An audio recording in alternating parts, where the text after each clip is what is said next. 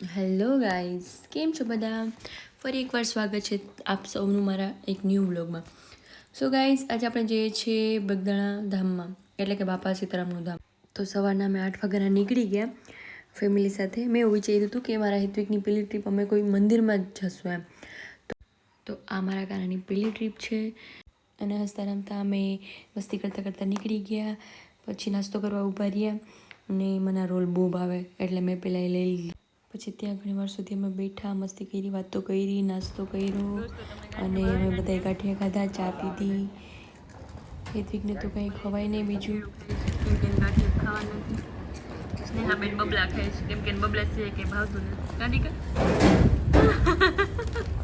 બબલા સિવાય કંઈ નહીં ભાવતું ને તને? નહીં ભાવતું ને ચોકડી બબલું. પછી અરાઉન્ડ 10:30-11 વાગે અમે ત્યાં પહોંચ્યા. સો ગાઈઝ, આજે અમે આવી ગયા છીએ બગદાણા ધામમાં. ઘણાએ જોયું હશે બગદાણા, ઘણાએ નહીં જોયું હોય, પણ જે લોકોએ બગદાણા ધામ ન જોયું હોય એ જરૂરથી આવજો, કેમ કે એટલી બધી મસ્ત સુવિધાઓ છે ને. જે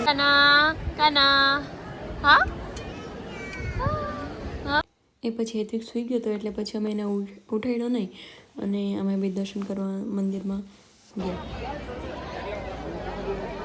અહીંયા જો તમે આવેલા ન હોય તો એકવાર જરૂરથી આવજો. બહુ સરસ મજાનું એનું વાતાવરણ છે, એકદમ ઠંડુ અને મસ્ત મજા આવે એવું છે.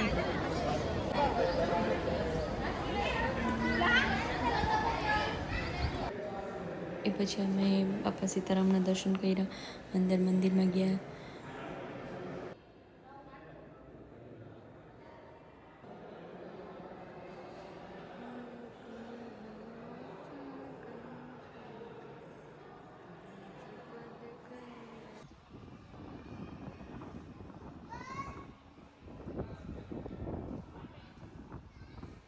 अच्छा सेपरेशन नहीं सेपरेशन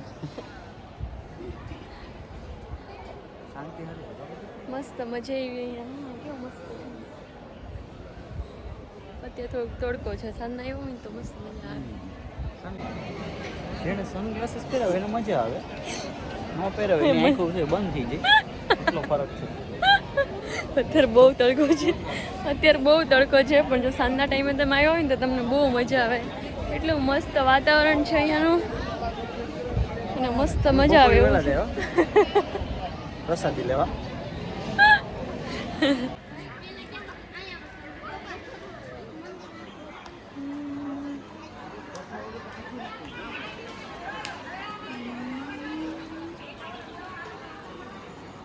હાય સ્નેહા, હાય. બબલા જ ખાતી હોય, બબલા.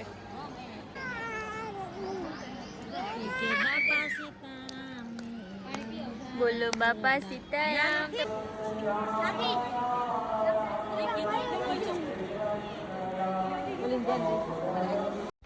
દોસ્તો, આ વિશાળ ડાઇનિંગ હોલ જે તમને દેખાય છે તેમાં હજારો માણસો જમી લે તેવી સરસ સુવિધા છે.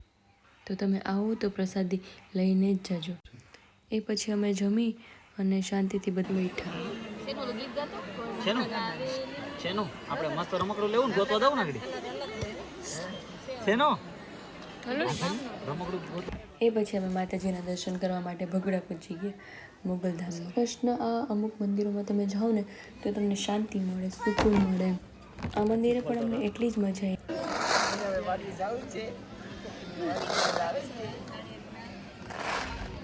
અરે ઘડીઓ યાદ આવે છે, આ પીપી કરે, આ અડાગા બોલાવે છે.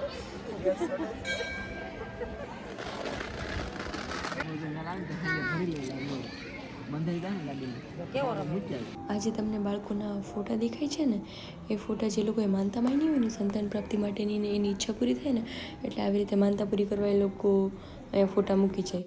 એ એક શ્રદ્ધાનો વિષય છે એમ. તો એ પછી અમે મંદિરે દર્શન કરી, ઘણી વાર સુધી બેઠા અને ઘર બાજુ નીકળી ગયા. મારા હેતવિકની આ પહેલી ટ્રીપ હતી પણ એ જરાય હેરાન નથી થયો. એની મજા એવી, અમને બહુ મજા આવી, બહુ ફરવાની મજા. મળીએ પાછા નવા બ્લોગમાં. Tata, bye bye.